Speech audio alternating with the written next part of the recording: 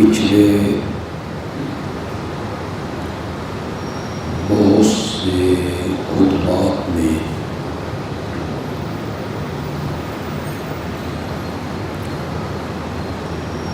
اس عنوان سے گفتگو ہو رہی ہے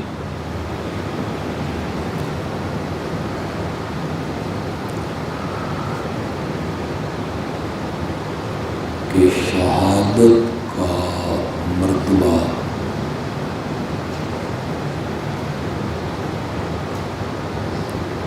اور شہادت کا عمل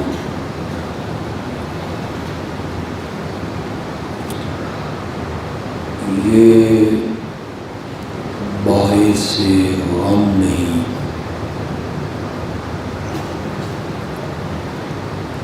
شہادت باعث ماتم نہیں، شہادت باعث افسوس، رنج نہیں،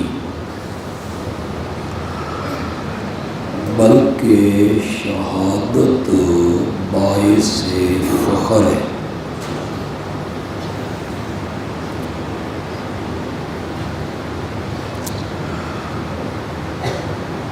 انسانی مراتب میں انبیاء اور صدیقین کے بعد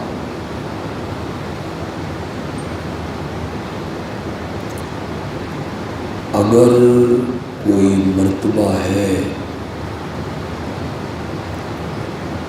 تو وہ شہادت کا مرتبہ ہے۔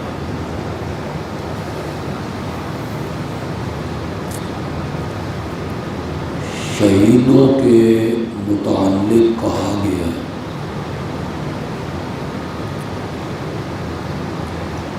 کہ انہیں عام مردوں کی طرح مردہ نہ سمجھو،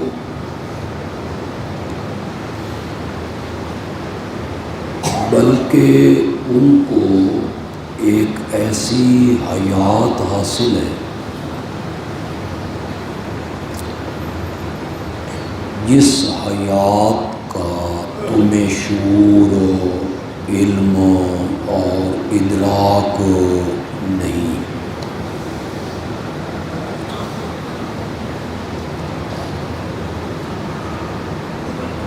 شہداء کا جو نام ہے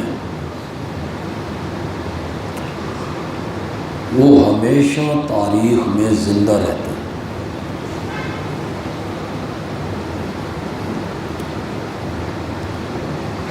زندگی کا ایک مفہوم یہ بھی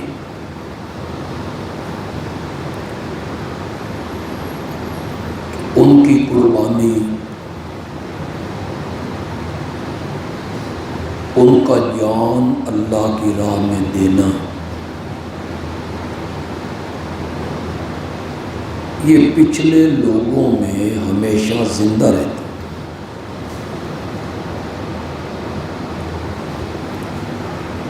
بلکہ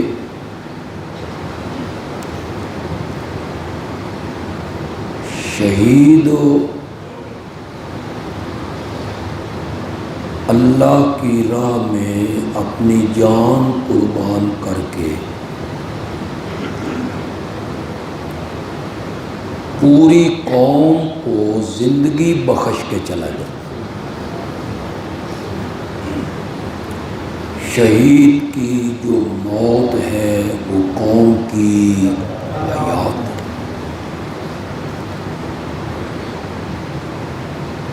اس نے تو پوری قوم کو حیات بخشی۔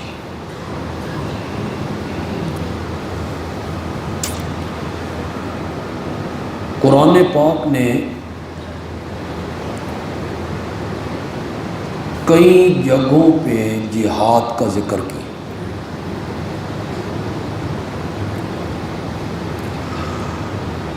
کیوں جہاد کرو اس کا بھی ذکر کیا۔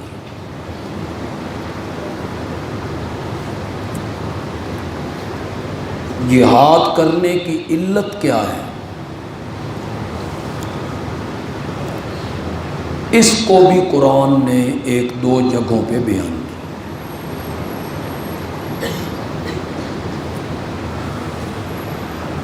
قرآن نے کہا اگر ہم مظلوموں کو ظالموں کے مقابلے میں کھڑا نہ کریں،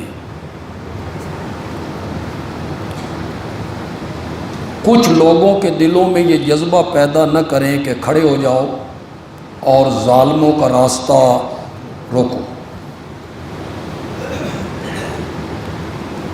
اگر ہم کچھ مظلوموں کے دل میں یہ جذبہ پیدا کر کے کہ ظالموں کو ظلم سے روکو، اگر ہم یہ نہ کریں لَفَسَدَتِ الْأَرْضُ، تو زمین فساد سے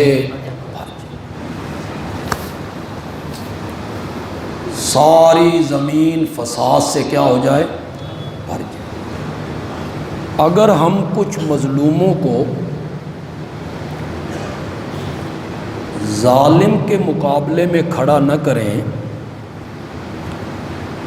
کہ کھڑے ہو جاؤ اور ان ظالموں کا راستہ روکو، لَفَسَدَتِ الْأَرْضُ، تو زمین فساد سے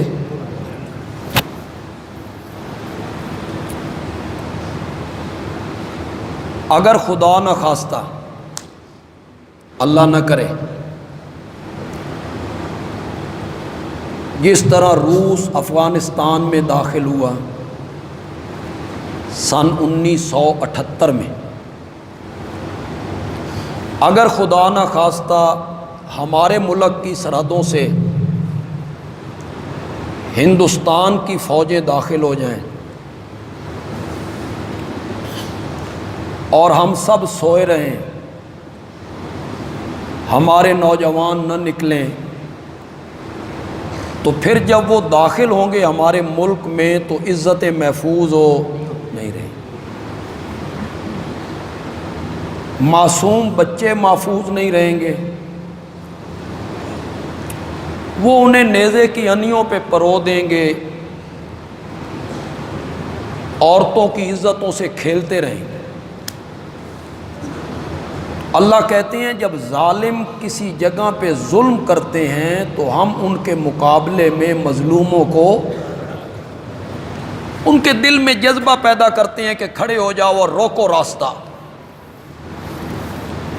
پھر وہ جب راستہ روکتے ہیں اور راستہ روکتے ہوئے وہ شہادت پاتے ہیں، ظالموں کے قدم رک جاتے ہیں، اسی کو شاعر کہتا ہے شہید کی جو موت ہے وہ قوم کی، وہ خود جان کا نذرانہ دے گیا اور اس نے پوری قوم کو زندگی بخش دی، عزتیں محفوظ ہو گئیں، جانیں محفوظ ہو گئیں، مال محفوظ ہو گئیں۔ آپ ذرا افغانستان کی تاریخ پڑھیں، روس تو ایٹمی طاقت تھا، سپر قوت ہے جس طرح امریکہ، اس نے ظالمانہ انداز سے افغانستان میں وہ داخل ہو گیا، اس کی فوجیں داخل ہو گئیں، ٹینک داخل ہو،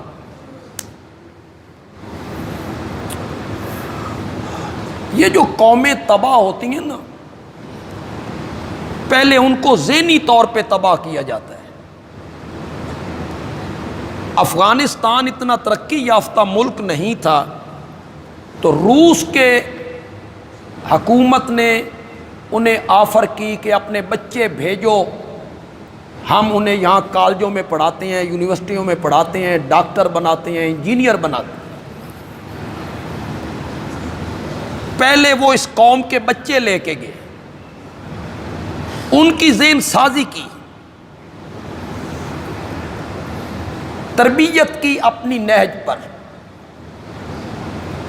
اس طرح دین سے دور کر دیا نئی نسل کو کہ روس سے پڑھ کے آنے والا ایک طالب علم، اس کے سامنے جب والد نے کہا کہ تیری بہن جوان ہو گئی ہے، اس کا کوئی رشتہ دیکھنا چاہیے اور شادی کرنی چاہیے، تو اس نے کہا بابا رشتہ دیکھنے کی کیا ضرورت ہے، میں ہوں نا۔ سب تمیزیں ختم ہو گئیں۔ یہ پہلے تربیت ہوتی ہے، اس طرح تربیت کی انہوں نے۔ پھر جب ان کے کچھ لوگ وہاں بن گئے تو وہ روس میں داخل ہو، افغانستان میں داخل ہو گئے، اپنے ٹینک لے کر داخل ہو۔ افغانی کیا تھے، گھر بار چھوڑ کے بھاگ نکلے، کوئی پاکستان میں آ گیا، کوئی ہندوستان میں چلا گیا، کوئی ایران میں چلا گیا۔ جو نہ بھاگ سکے ان کی عزتیں لٹ گئیں۔ کسی گاؤں میں ہیلی کاپٹر اتار کے وہاں کی لڑکیوں کو اٹھا لیا جاتا اور کچھ اوپر جا کے ان کے کپڑے زمین پر پھینک دیے۔ یہ ظلم اس نے شروع کیا، بچوں کو مارنا، لڑکیوں کی عزتیں لوٹنا، آبرو پہ حملہ۔ افغانی جو تھے وہ وہاں سے بھاگ رہے تھے، چند لوگ تھے، باقی سارے بھاگ نکلے۔ کراچی کے ایک مدرسے کے 5-6 طالب علم مل کے بیٹھے اور انہوں نے کہا بھئی روس افغانستان میں آ گیا ہے، کامیاب ہو گیا تو پھر یہ پاکستان میں آئے گا، اس کا راستہ روکنا چاہیے۔ ان کے پاس ایک بندوق تھی 12 بور، وہ 12 بور بندوق لے کر افغانستان میں داخل ہوئے کہ روس کا راستہ روکنا ہے۔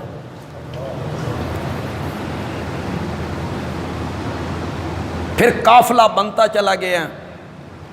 ان میں ایک نصر اللہ لنگڑیال تھا جس نے اکیلے ایک بندوق کے ذریعے 7 روسی ہیلی کاپٹروں کا مقابلہ کیا۔ پھر جب بندہ جرأت کرتا ہے تو رب کی مدد بھی آتی، پھر اللہ کی مدد شامل ہوئی، پھر لوگ ملنے لگے، پھر وہ ستیہ ناس ہوا روس کا افغانستان میں کہ جب اسے دوسرے ملک کے لوگ کہتے تھے بھئی نکل اتھوں، تو وہ کہتا تھا میں تو نکلنا چاہتا ہوں، من نکلن کوئی نہیں دے۔ وہ ٹکڑوں ٹکڑوں میں تقسیم ہو گئے۔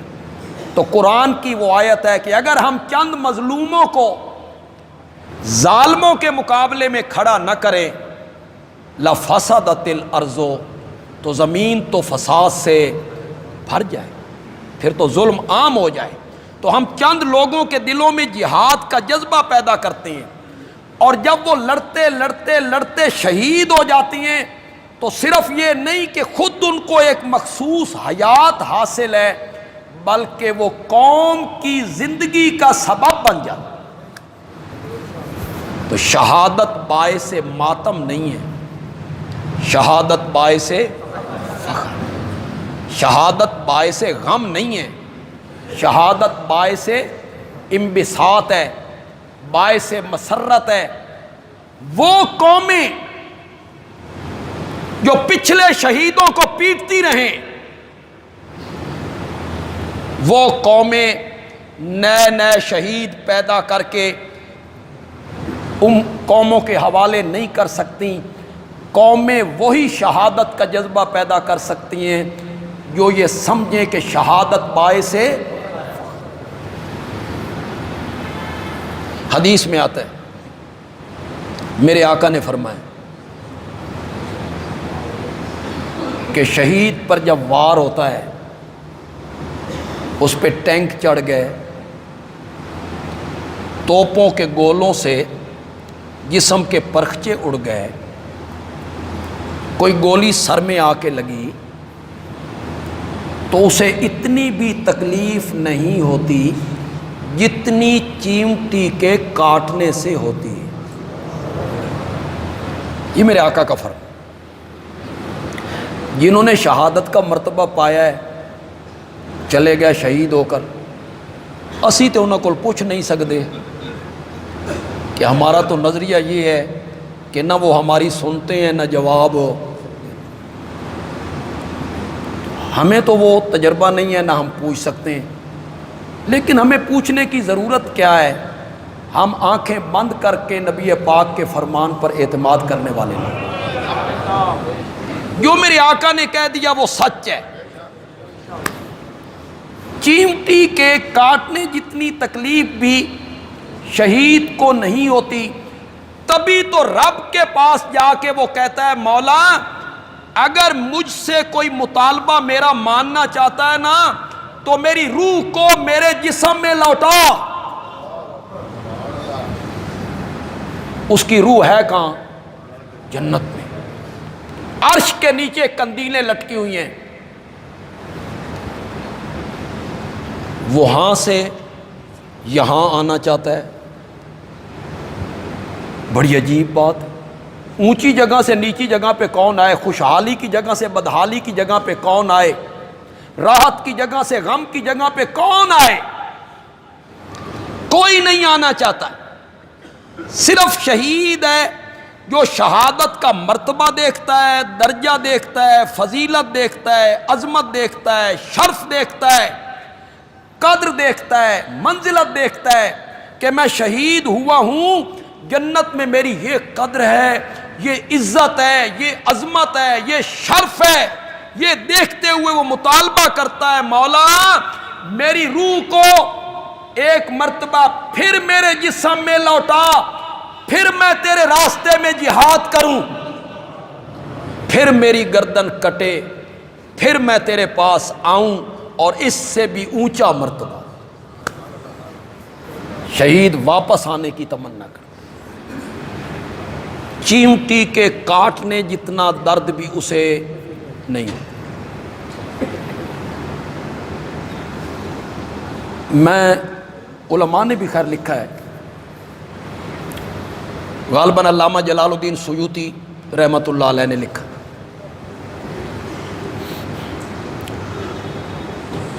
کیوں تکلیف نہیں ہوتی؟ ادھر تلواریں چل گئی ہیں، ٹینک اوپر چڑھ گیا ہے، توپوں کے گولے ہیں، اور اسے چیمٹی کے کاٹنے جتنی تکلیف بھی نہیں ہوتی. علامہ جلال الدین سیوطی رحمۃ اللہ علیہ نے لکھا کہ جب زلیخا نے یہ فیصلہ کیا کہ میری سہیلیاں مجھے تانا مار رہی ہیں کہ غلام پر فریفتہ ہو گئی ہے، یہ اس لیے تانا زنی کرتی ہیں انہاں میرا غلام حالے ویکھیا نہیں، تو انہیں یوسف دکھانا چاہیے. اس نے ان کی دعوت کی. دعوت میں پھل فروٹ، کھانے پینے کا سامان، چھری کانٹے پھل کاٹنے کے لیے رکھے گئے، اور زلیخا نے حضرت یوسف سے کہا باہر نکلو. یہ غلام تھے، جو اس نے کہنا ہے انہوں نے ماننا ہے. یہ جو باہر نکلے، سہیلیوں نے دیکھا، ان کے حسن کو دیکھا، جمال کو دیکھا، خوبصورتی کو دیکھا، قد کاٹ کو دیکھا، چال ڈھال کو دیکھا، اور پھر یوسف کی معصومیت کو دیکھا. مصر کا سارا حسن وہاں جمع ہے، اور حضرت یوسف آنکھ اٹھا کے بھی نہیں دیکھ.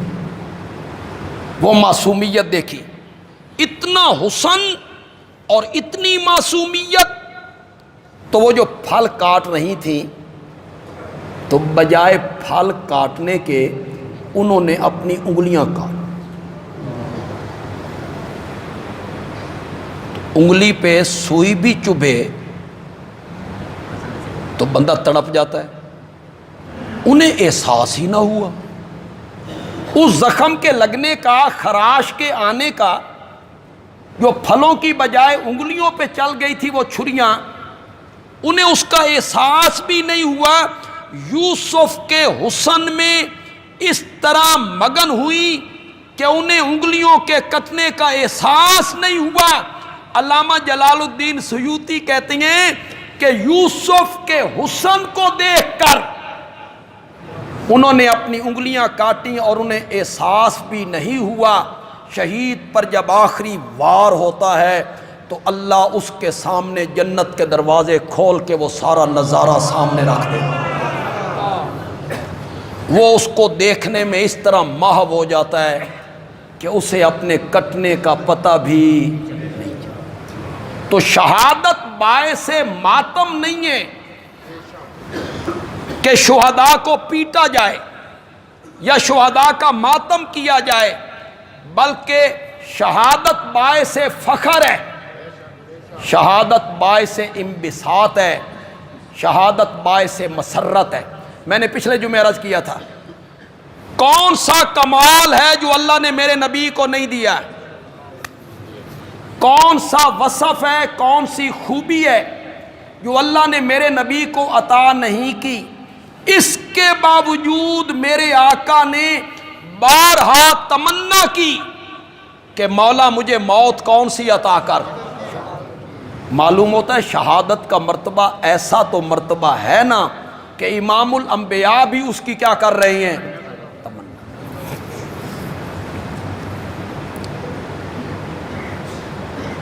معمولی شخصیت ہے خلیفہ ثانی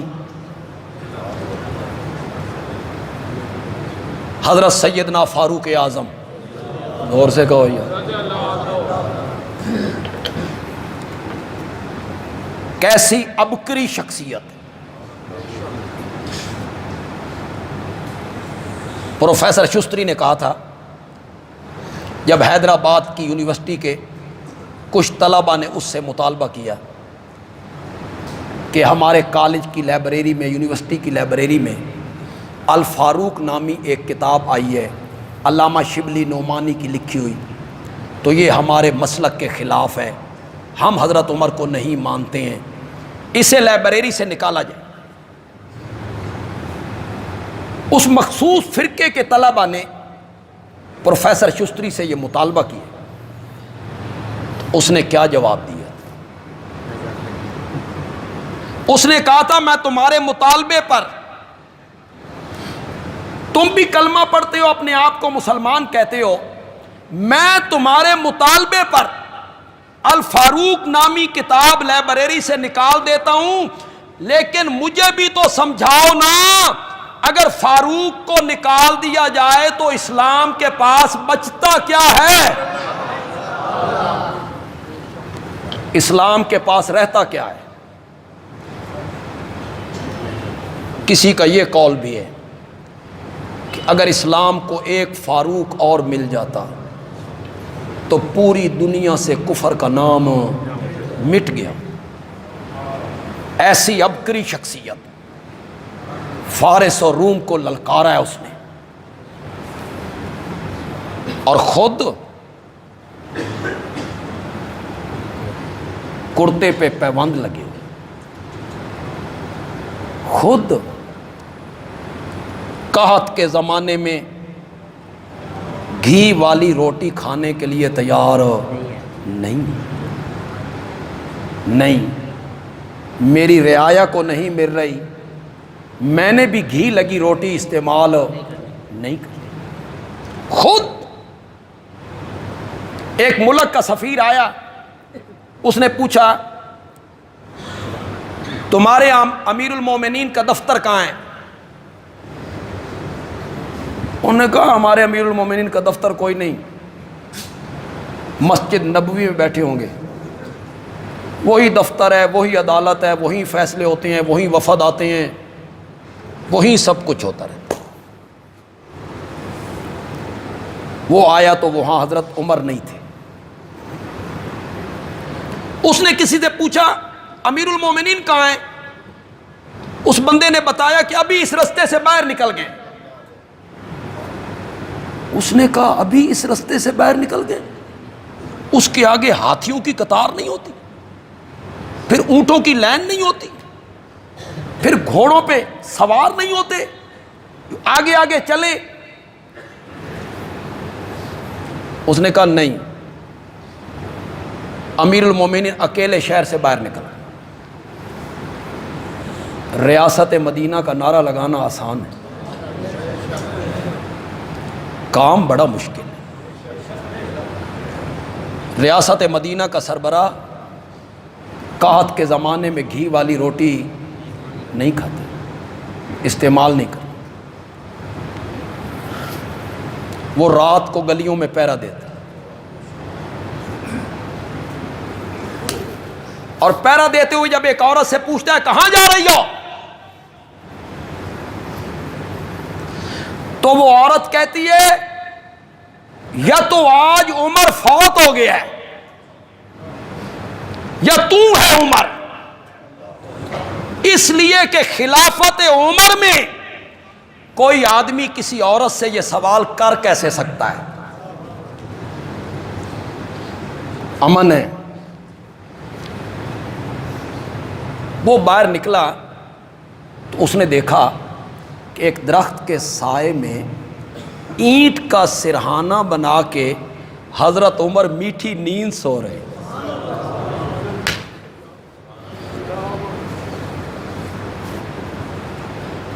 اور ہمارے ہاں سربراہان کا پروٹوکول ہی ختم نہیں۔ یہ جو پروٹوکول پہ گاڑیاں لگتی ہیں، کچھ علماء کے ساتھ لگتی ہیں، کچھ وکیلوں کے ساتھ لگتی ہیں، کچھ ججوں کے ساتھ لگتی ہیں، سیاستدانوں کے ساتھ لگتی ہیں، یہ پروٹوکول والی گاڑیاں اگر بند کر دی جائیں تو ملک کا بہت سا پٹرول بچ سکتا ہے، وہ کام آ سکتا ہے۔ لیکن یہ میرا خیال ہے مشکل کام۔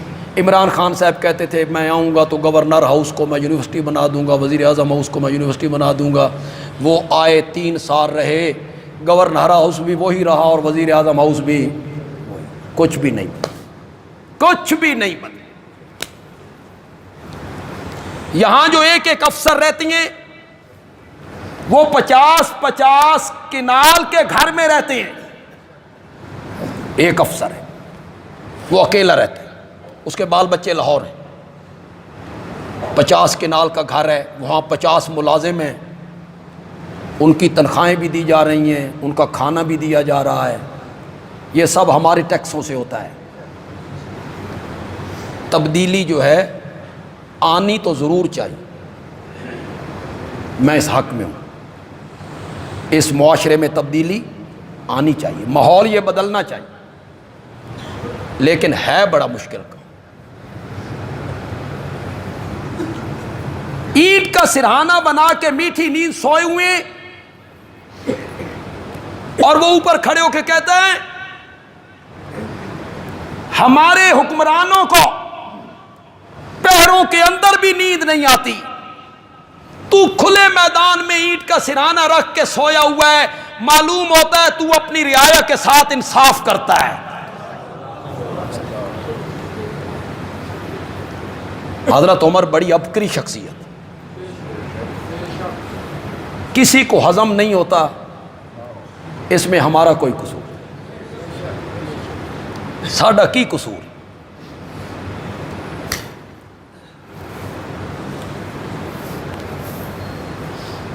بہت عبقری شخصیت۔ عمر جس گلی سے تو گزر جاتا ہے شیطان تجھے دیکھ کے بھاگ جاتا ہے۔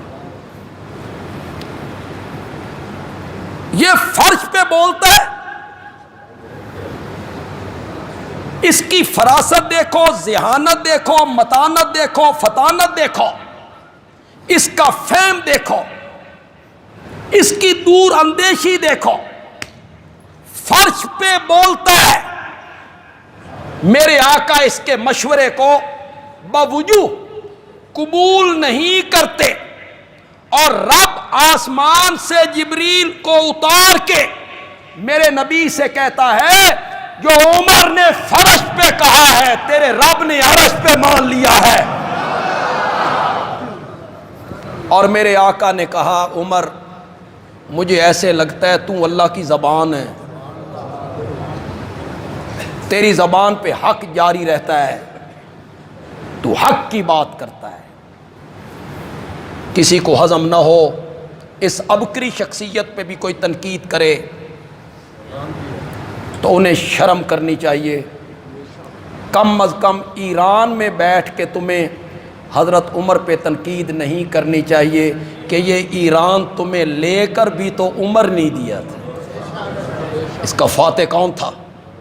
یہ کس دور خلافت میں یہ فتح ہو؟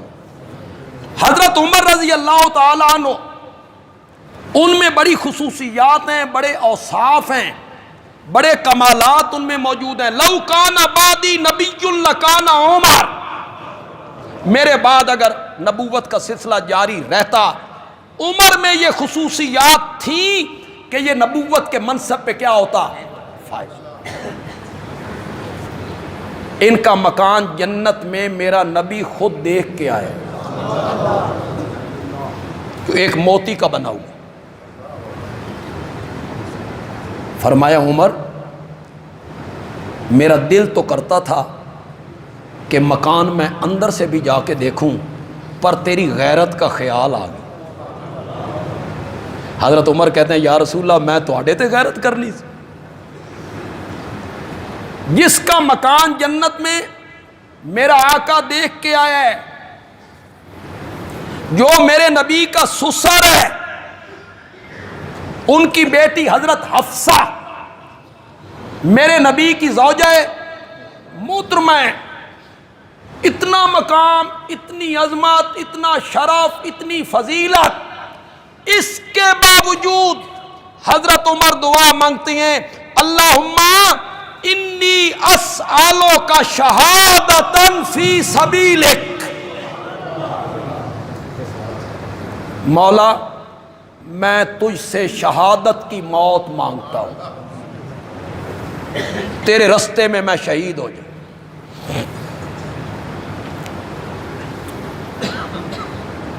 آخری حج کر کے واپس آ رہے ہیں،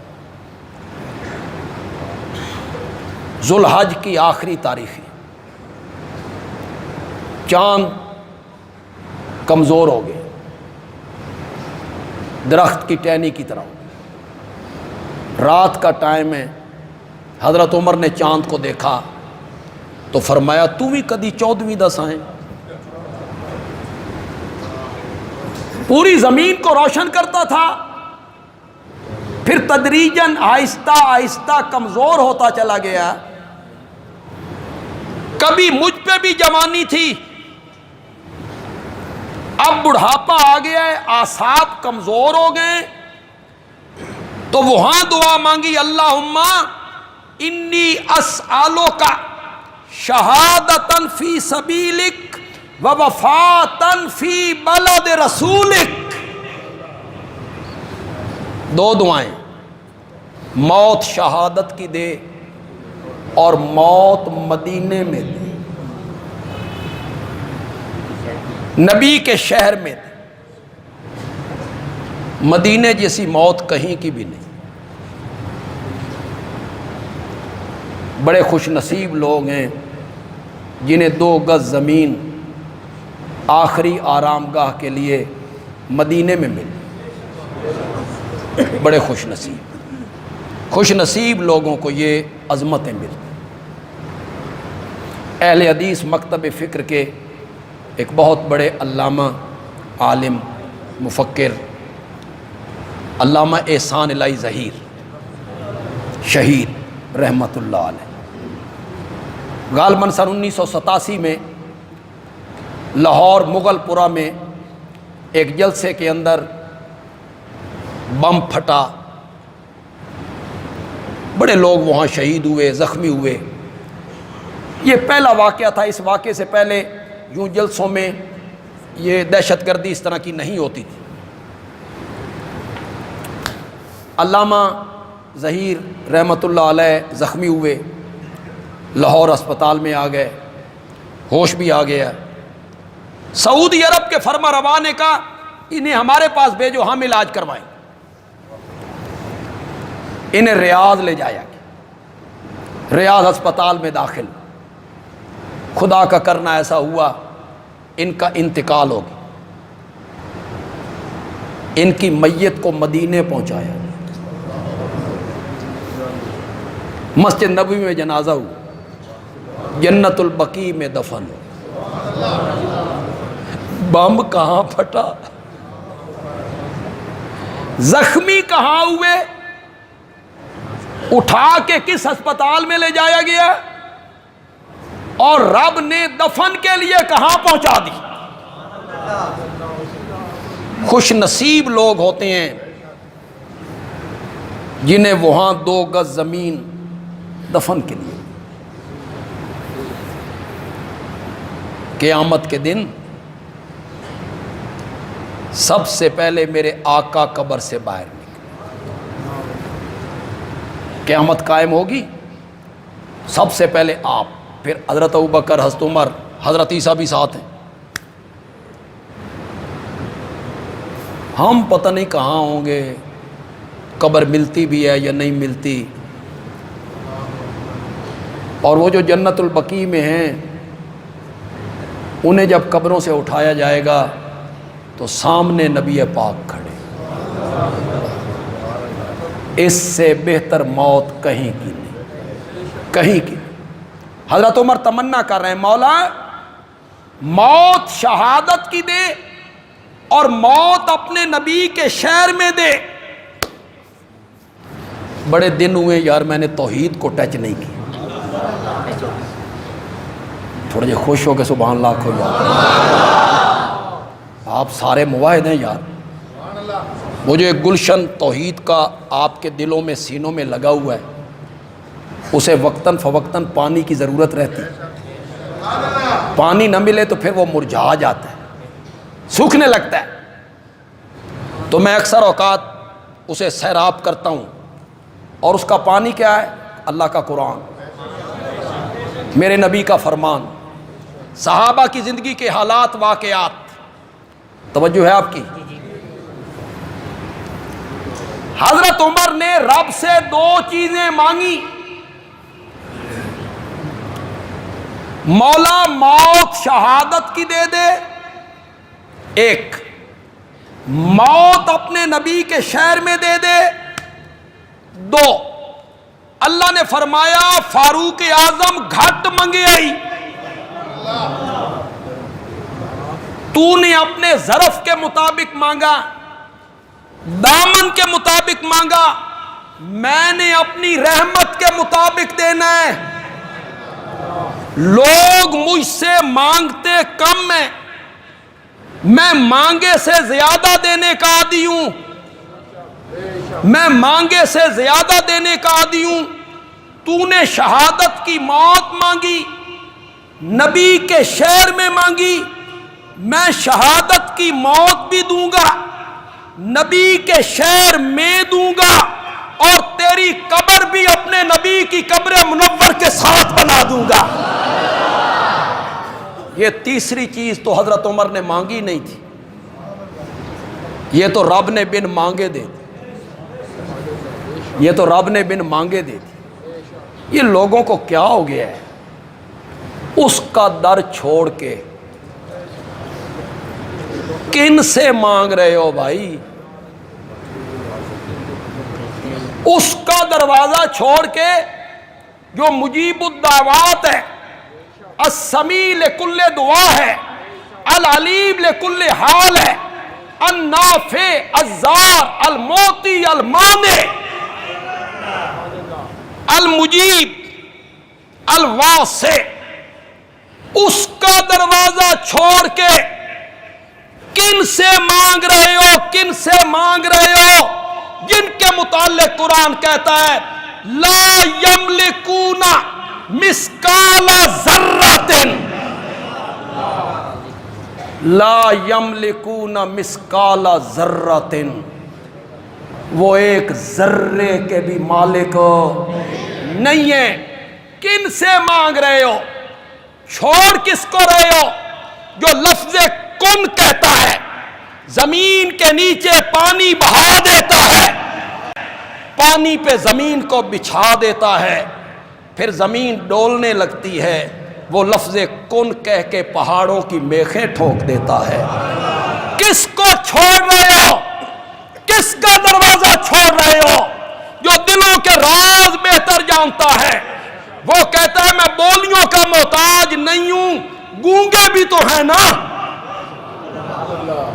گونگے بھی تو ہیں نا، ان کی بھی تو درخواستیں ہوتی ہیں نا، میں ان کی رمزیں بھی سمجھتا ہوں، میں ان کے دلوں کے بھید جانتا ہوں۔ کس کو چھوڑ رہے ہو؟ کس کا دروازہ چھوڑ رہے ہو؟ کس کے دروازے سے ہٹ رہے ہو جو بغیر خامد کے مریم کی گود ہری کر دیتا ہے؟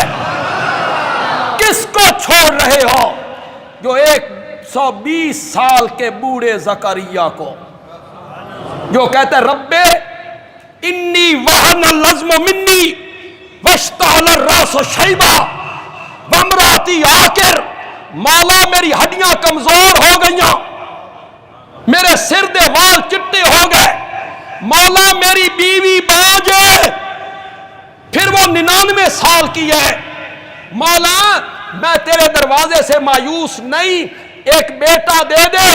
اللہ نے فرمایا زکریا گھٹ منگے آئی، میں بیٹا بھی دوں گا، آسمان سے نام رکھ کے دوں گا، وہ بڑا ہو جائے گا تو اس کے سر پہ نبوت کا تاج بھی پہنا دوں گا۔ کس کو چھوڑ رہے ہو بھائی؟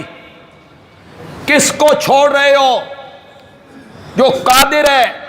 کس کو چھوڑ رہے ہو جو مانی ہے؟ کس کو چھوڑ رہے ہو جو موتی ہے؟ لا مانع لما آتیت ولا موتی لما منعت۔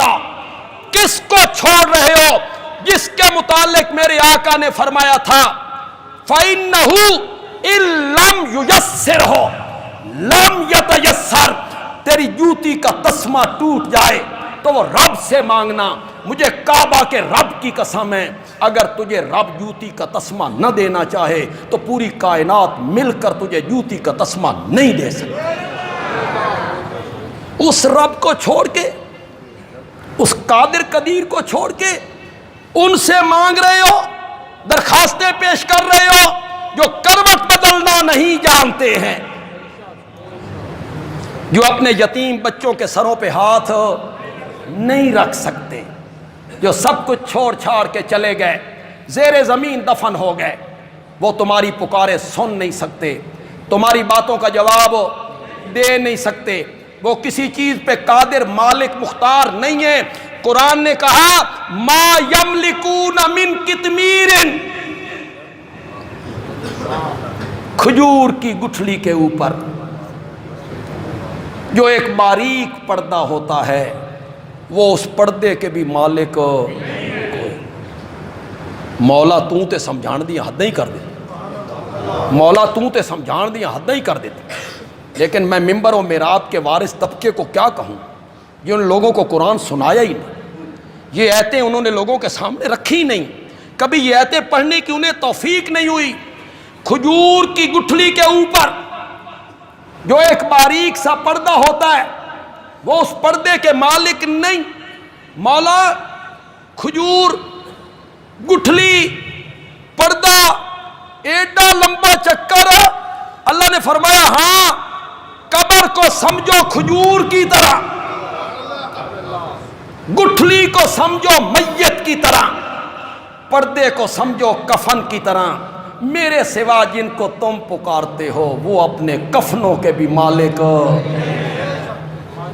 ان کا کفن ان کے ملک میں نہیں ہے، تجھے کیا دینا ہے؟ مانگو اس سے جو دینے والا ہے، جس سے مانگا جائے تو کبھی رسوائی نہیں ہوتی۔ حضرت عمر شہادت کی تمنا کر، شہادت کوئی ایسا مرتبہ تو ہے نا، کوئی ایسا درجہ تو ہے نا کہ کتنے مرتبے حاصل ہیں حضرت عمر رضی اللہ تعالیٰ عنہ کو، اس کے باوجود وہ تمنا کر رہے ہیں کہ مولا مجھے شہادت کا مرتبہ بھی عطا کر۔ پھر اللہ نے شہادت کا مرتبہ بھی دیا، نبی کے شہر میں دیا، پھر ان کی قبر منور میرے نبی کی پڑوس میں بن گئی۔ خدا گواہ ہے حضرت ابوبکر اور حضرت عمر رضی اللہ عنہما، ان کے لیے کوئی فضیلت نہ ہونا حدیث میں، انکار کرو کرتے چلے جاؤ، کوئی آیت نہیں ہے قرآن میں ان دونوں کے لیے کوئی آیت نہیں ہے، ٹھیک ہے، ان کے لیے کوئی فرمان مصطفیٰ نہیں ہے، ٹھیک ہے۔ بندیالوی کہتا ہے ان کی عظمت کے لیے یہی کافی ہے کہ وہ آج بھی محمد عربی کے سینے کے ساتھ ہے۔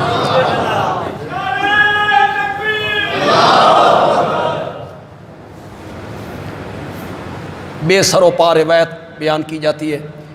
میں اشارہ کروں، بس میں آخری بات کہوں گا، اشارہ کروں، اللہ کرے آپ سمجھیں، اشارے سمجھ جائیں تو پھر بڑا لطف بڑھا آتا ہے۔ بات بالکل کھول کے بیان کر دی جائے پھر سمجھ آئے تو کیا مزہ ہے، پھر تو بات کر دی گئی۔ میں اشارہ کروں، درمیان میں ہوں، آپ سمجھ جائیں، آپ کی سبحان اللہ بتائے گی۔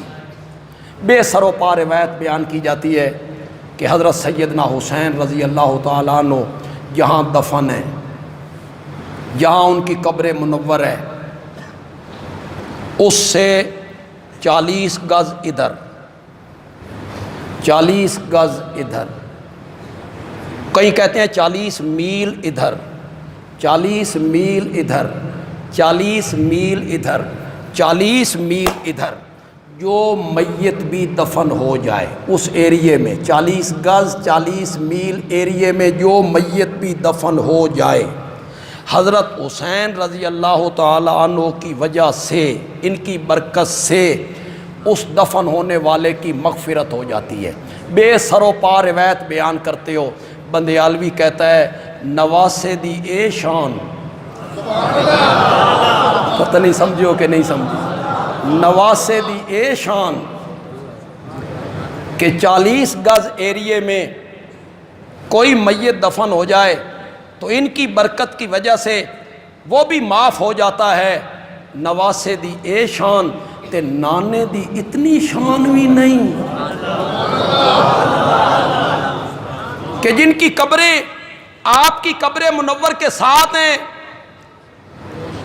وہ ان کی بخشش نہ کروا سکے، انہیں گالیاں دیتے ہو، ان پہ تبرہ کر رہے ہو۔ خوف خدا کرو یار، تم نے مرنا نہیں ہے، اللہ کے پاس نہیں جانا ہے، جائیں گے ہم سب قیامت میں اللہ کے سامنے، تم نے بھی جانا ہے، ہم نے بھی جانا ہے انشاءاللہ۔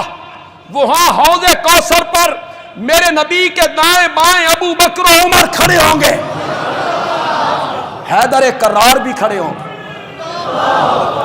حیدر کرار بھی کھڑے ہوں، حسنین کریمین بھی ہوں، حضرت عثمان بھی ہوں، یہ سارے وہاں ہوں گے، اتھے ساریاں گلاں کھل جان، وہاں ساری چیزیں واضح ہو جائیں۔